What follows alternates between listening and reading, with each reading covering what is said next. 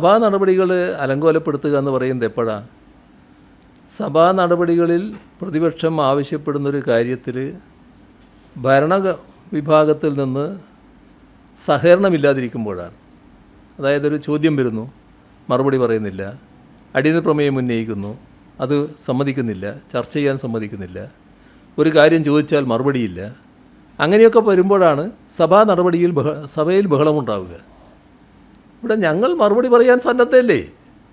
ഏത് പ്രശ്നം വന്നാലും മറുപടി പറയാൻ സന്നദ്ധമാണല്ലോ. നിയമസഭയിൽ ചർച്ച ചെയ്ത അടിയന്തര പ്രമേയങ്ങൾ നോക്കൂ നിങ്ങൾ. അടിയന്തര പ്രമേയം ഉന്നയിക്കുന്നു, നമുക്ക് ചർച്ച ചെയ്യാമെന്ന് പറയുന്നു, ചർച്ച ചെയ്യുന്നു. ഇവിടെ ഒരു പ്രശ്നവും ഉന്നയിച്ചില്ലല്ലോ. ഒരു പ്രശ്നവും ഉന്നയിക്കാതെയാണല്ലോ കാര്യങ്ങൾ നടത്താൻ നോക്കിയത്, ബഹളം നടത്താൻ നോക്കിയത്. ഞങ്ങൾ ചോദിച്ചല്ലോ, അവിടെ തന്നെ ചോദിച്ചല്ലോ, നിങ്ങൾ എന്താണ് പ്രശ്നമെന്ന് ഉന്നയിക്കൂ, നമുക്ക് ചർച്ച ചെയ്യാമല്ലോ. ഇങ്ങനൊരു പ്രതിപക്ഷം എവിടെയെങ്കിലും ഉണ്ടായിട്ടുണ്ടോ? ഈ കേരളത്തിലല്ലാതെ നമ്മുടെ രാജ്യത്തോ ലോകത്തോ എവിടെയെങ്കിലും ഈ സഭയിൽ ബഹളം കാണിക്കാൻ മാത്രമായിട്ടൊരു പ്രതിപക്ഷം വരുമോ? പ്രതിപക്ഷത്തിനൊരു ആവശ്യമുണ്ടാവും. ആ ആവശ്യത്തോട് ഗവൺമെൻറ് പ്രതികരിക്കുന്നില്ല, അപ്പോഴാണ് ബഹളം വരുന്നത്.